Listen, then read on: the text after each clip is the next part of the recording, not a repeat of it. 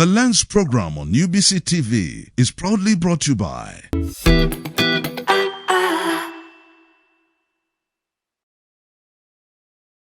Some people think when a woman starts leading in business, the home will suffer. But many families are discovering the opposite.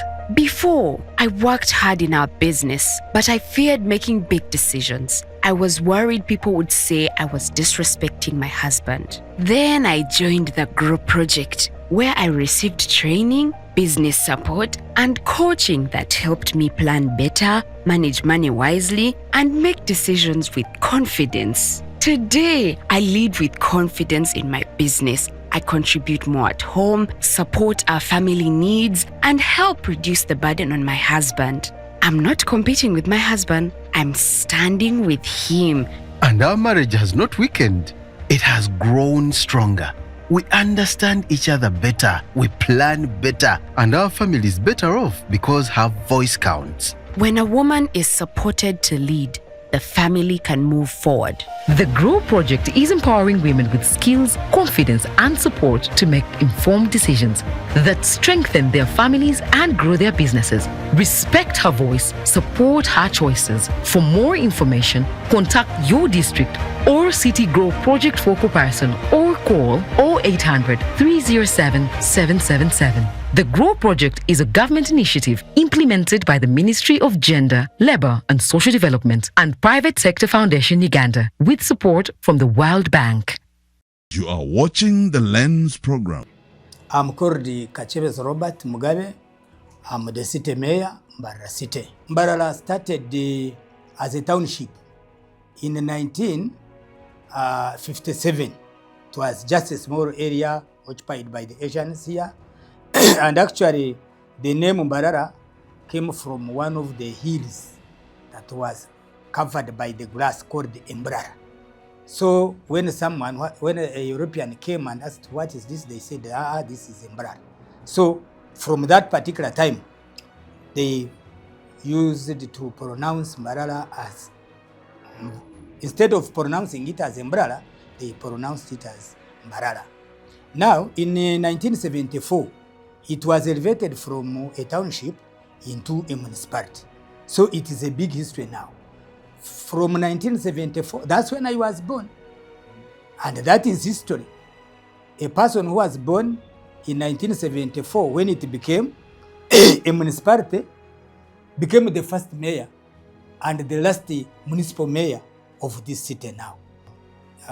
They had 3 divisions, Kakoba, Nyamtanga, and the hill of Kamukuzi. But later, when we are struggling to have a city, then we had also to get some other 3 counties from Mbarara district by then. That is Buharwe, Kachika, and Nyakayosho. So, 1st July 2020, Mbarara became a city amongst the other 10 cities. So we are proud to be also a city that was also again, and as a result of the NRM government. This is where we are right now. As a city, we are progressing. And I want to tell you that Mbarara, when you compare it with the rest of the cities, we are moving a very big speed for achievements. Look at the infrastructure. Look at the people we invest around, hotels, arcades, and how we are pushing and how we are moving. And even schools. Mbarara, the way you live it today, and you come next week, you'll find a different one. So you may not know the speed at which this town is developing. In East Africa, not only here in Uganda. And I want to appreciate the locals, the natives of this area. They are the ones who are developing this city. They are the ones who own buildings, and even those ones who are in Kampala, they are also coming to invest in in their area in the city now. When you look at areas that can accommodate people in terms of tourism, we have the best hotels now. As a mayor, of course, as the first mayor here of the city, no one now. So I have history here that I'm the last Mbarara municipal mayor and first Mbarara city mayor. What do I mean during this time? What have we achieved? during this time that I have been in this office. From 2015 to date, when you look at the city, we have transformed a lot and we have achieved a lot in terms of road network.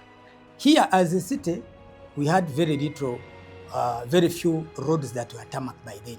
But I want to thank the government of NRM that actually looked at how it can push away dust and some other bad and potholes in the towns, urban areas, and then came out with the idea of Usmade. So we benefited from Usmade.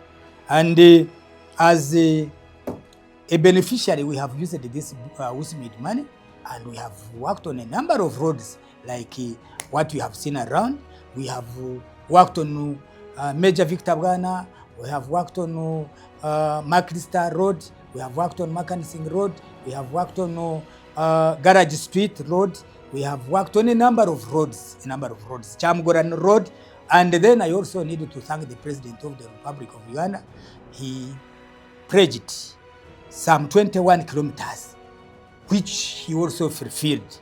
And we worked on a number of tarmac roads across the Ruharo area, from Ruharo Cathedral, then to Ruharo areas, 21 kilometers. So in addition of 21 kilometers to the other one, we have achieved a lot of road network that we have benefited as a city that has now made transport and connectivity very easy. Then recently, I want also to thank the President. He promised us that he's going to give us money in the budget to work on Katete Bridge. I think we have been seeing the issues of Katete Bridge. But recently, when we visited the President in the State House, he promised that he's going to work on this Katete Bridge, Karugangama, and Taso bridges. These are bridges that are connecting the areas of Katete and Chitebero, because the town has grown now. This is in terms of road network. What does it mean? Do we see any impact as a result of these roads? Yes, there is a lot of impact. We still need more money here. As a city, on road network, the challenge is one. For us, we have not been given equipment. But the President promised me that he's going to give us equipment as cities. We have been demanding, can we have equipment? So we have been struggling to hire from district, to get from Ministry of Works, which has also not been very easy for us to do these roads. But as a city, by the time I came here in 2016, I found a local revenue was only 2 billion, 2 of 1.5 billion that was collected. With the help of the technical people, the town clerks, we sat and said, no, the city is big, we can raise a lot of money. And this money is going also to help us. Then after we had negotiated and discussed about it, then we started the system. We put up systems which were not in place. We put up systems. We said now we need a person. The local is called the Senior Revenue Officer, specifically to look for areas regarding money. We had also to chase away these tenderers who were even collecting and putting into their stomachs. Others would collect instead of bringing money here. By the time they are collecting from the center, when they reach the centenary bank, wind would have blown some. Then by the time they are coming here, they are bringing just something very true. But when we put the system very clear, then we raised. From 1.5, we went to 3 billion, 3.5, then we went to 6 billion now. When we reached 6 billion, then we bought our own grader. It has also helped us now. We did not stop there. We bought our vibro roller. It is also helping us. We did not stop there. We bought our own water bowser. These are things that are here now. I need you also to look at them. They are here. These are from local revenue. You see, this is from local revenue. Because of the teamwork I'm talking about between the politicians, the technical team, and security. We said, no, let us work for the people now. So this has helped us to work on these ones. Then we bought even some vehicles to assist the revenue people to move around to make sure that they also sensitize, be near people, help them, talk to them, such that they can also pay taxes. So we have bought vehicles, and the vehicles are also here in place. So with roads, we are working, but the president promised that he's going to give us the road equipment, like what he has always been doing for the districts.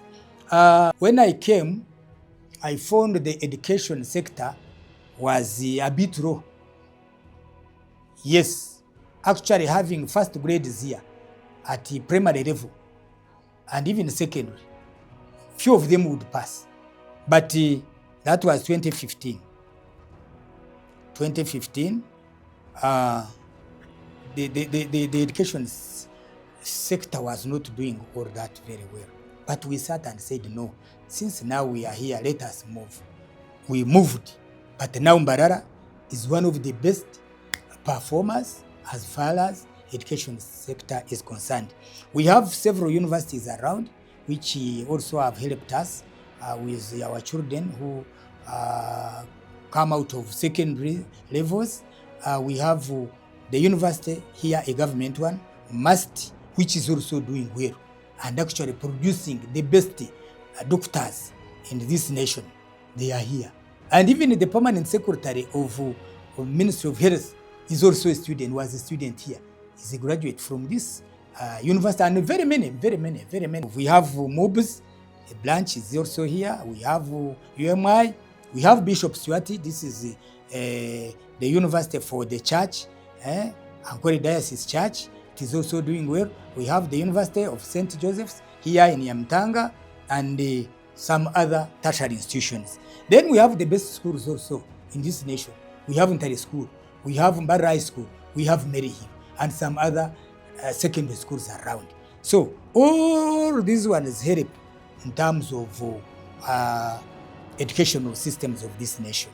So we are having the best now schools, and some other USE secondary schools. So we have very many. We have about 35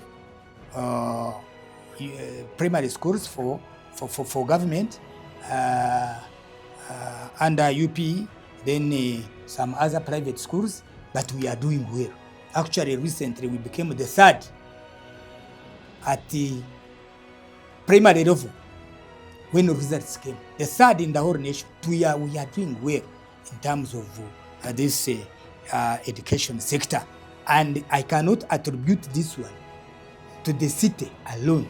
I attribute it to NRM government, because that is one of its core. To make sure that it has a nation which is educated. Two, I thank the government of Uganda also to give us money to pay teachers, construct schools, much as we also use our local revenue, put up classrooms, staff houses, and so we are trying. Only that we still have challenges here, whereby our our wage bill is still not doing well. We have gaps in terms of recruiting and having the best teachers. So we still have gaps. We need the wage bill increased such that all these schools have the best teachers. If the issue of wage bill is addressed, I think Uganda will always be looking at Mbarara. My mission actually is that Mbarara City leads, then others also come. Mbarara City leads, others follow me. And I'm telling you, I have already done this in areas of when we go to health. By the time I came in 2016, we had a very big problem of garbage. Garbage Kasasro. Everywhere heaps of garbage. Everywhere. The bus park, tax park, heaps. Nyamitiobara market, heaps. Web corner was impassable. Garbage. Rugazi, impassable. Katete, Nyamta. The challenge was on how to handle garbage. But when I came, we said, no, we need to look at how to handle garbage with these people who generate it. and then we get service providers. So we have tried to make sure that at least our city becomes clean. And now we no longer have issues of these heaps in the center of the city. The challenge is now at the landfill. That's where we find the problem now, which we are trying to make sure that at least we address. And we shared it with the president such that we can have people who can look at this garbage as a resource. So now with Heres here, you know, Mbarara is a regional city. We have a regional referral here. It is over-congested. Mbarara being a regional city, those people, it becomes very easy for those people also to come from DRC for treatment in this referral. Those people from Rwanda come here. Those people from Tanzania are crossing Chikagate come here. Then we have a center of refugees here in Isinjiro. In Isinjiro, Ruchinga, very many of them also come for treatment here. And as the health practitioners, of course, they cannot ask someone who is sick, where do you come from? I'm from Congo, and okay, go. No, that is not right. It is not ESCO. So we are treating a number of people which we cannot accommodate, because the referral is supposed to be for these areas around here. But we are getting extra people who are coming also for medical attention. And why are they also coming here? Because they know it is only in this referral where they will find the best specialists for these diseases. So they are coming also is not a problem. They are looking for the best services in the referral.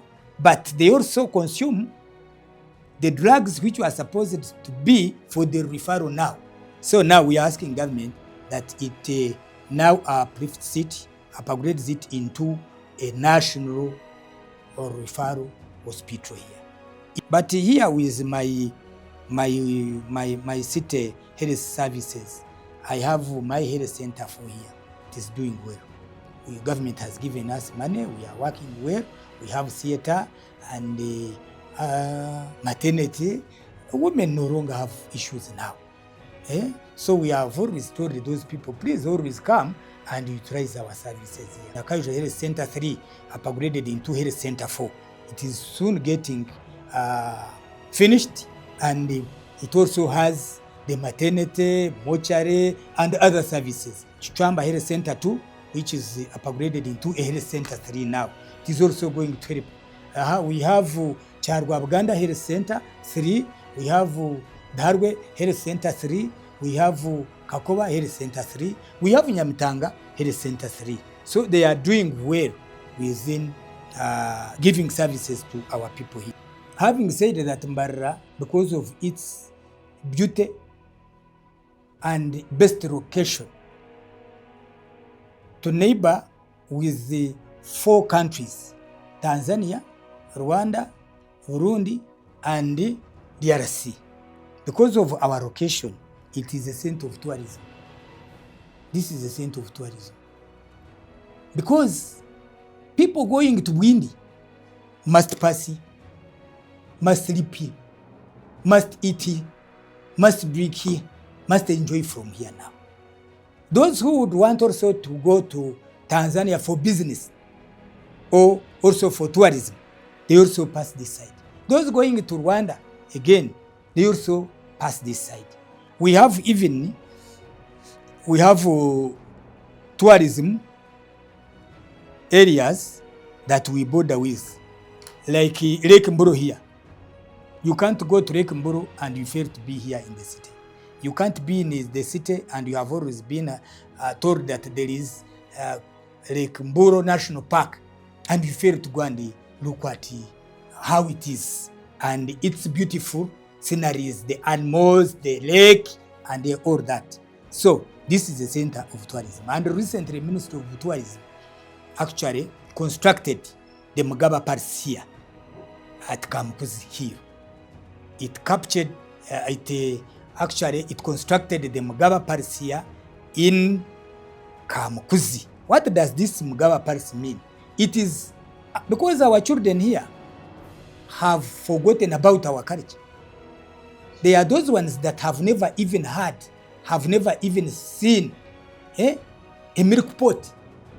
They are those ones that have never even seen the grinding stone.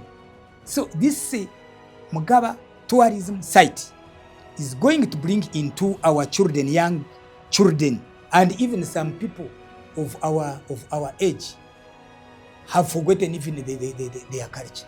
They don't know even the clans. You will find that when you are there, you can know the Bashambo, this is the Tabo, this is this, this is this, this is this, and our origin, how the kingdom started, right away from the Bachwes to the time they were abolished, here in Ankwere. So that history that we have been getting from books is now real. It is a reality. You go and you see this. This is the Ankwere cow. This is how, a lot. So this is going to give us one, revenue for the government, but I have also talked to the Ministry of Tourism that we shall share, like how we are sharing on the shared revenue of the what? Of the national parks. So this is also my target that is going to increase on my local revenue. But I also encourage people also to go there and see our culture. Culture is, when you want to kill a nation, you kill culture. When you kill culture, the nation is completely out. But now I'm very happy we are here now.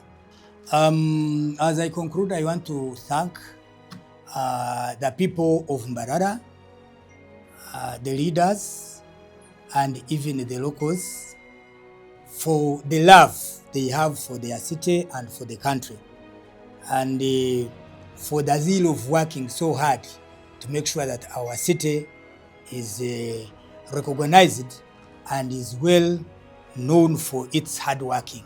I want to thank my people. I want to thank UBC.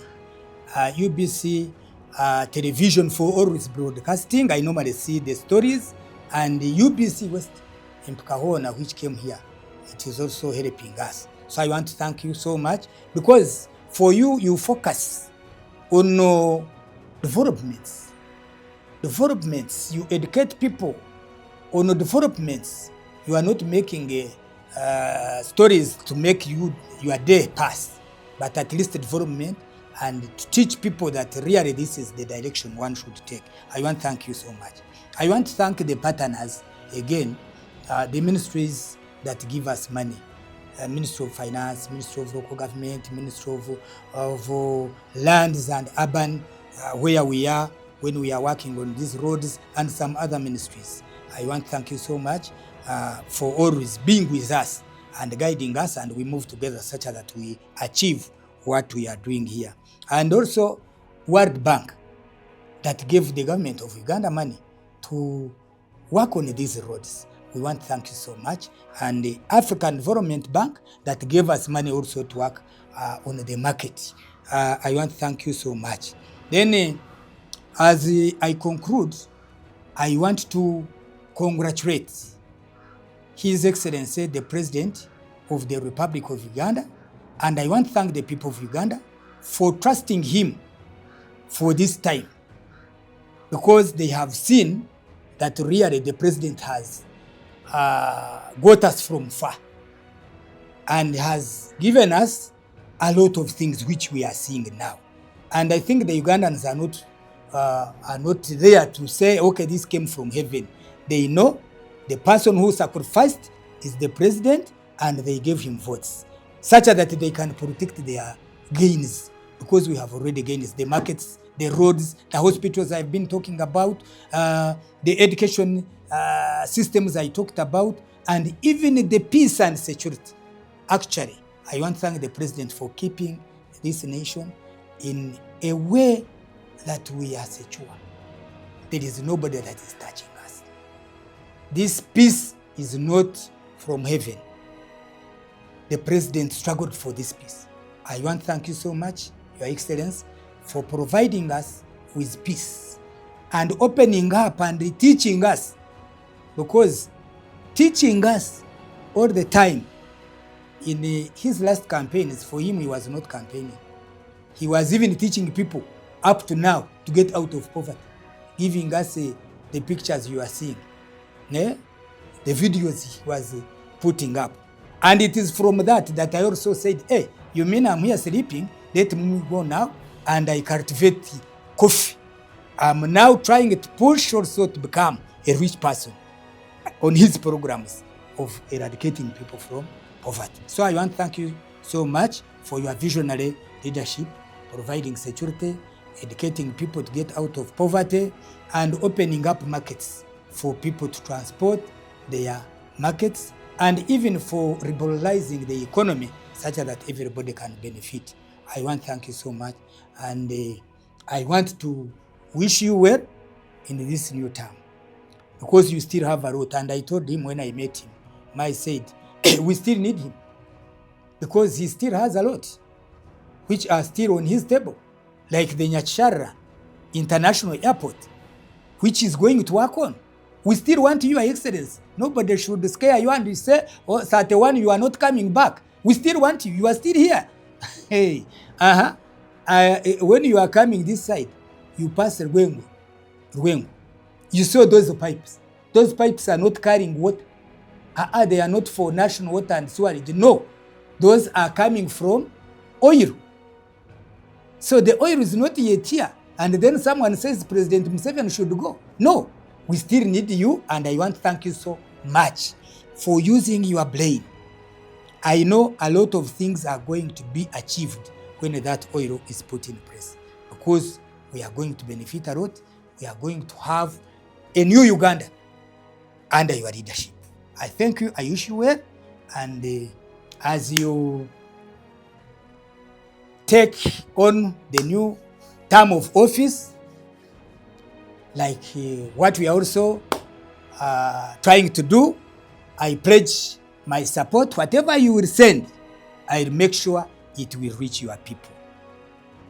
Whatever you will plan at the center, and it is to benefit local governments, Mbarara City will utilize what you will have sent maximally to make sure that your people benefit what you have planned them for.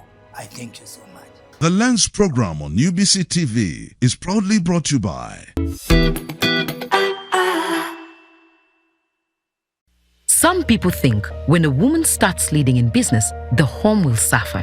But many families are discovering the opposite. Before, I worked hard in our business, but I feared making big decisions. I was worried people would say I was disrespecting my husband. Then I joined the group project, where I received training, business support, and coaching that helped me plan better, manage money wisely, and make decisions with confidence. Today, I lead with confidence in my business. I contribute more at home, support our family needs, and help reduce the burden on my husband. I'm not competing with my husband, I'm standing with him. And our marriage has not weakened. It has grown stronger. We understand each other better, we plan better, and our family is better off because her voice counts. When a woman is supported to lead, the family can move forward. The GROW project is empowering women with skills, confidence, and support to make informed decisions that strengthen their families and grow their businesses. Respect her voice, support her choices. For more information, contact your district or city GROW project focal person or call 0800 307 777. The GROW project is a government initiative implemented by the Ministry of Gender, Labour and Social Development and Private Sector Foundation Uganda with support from the World Bank.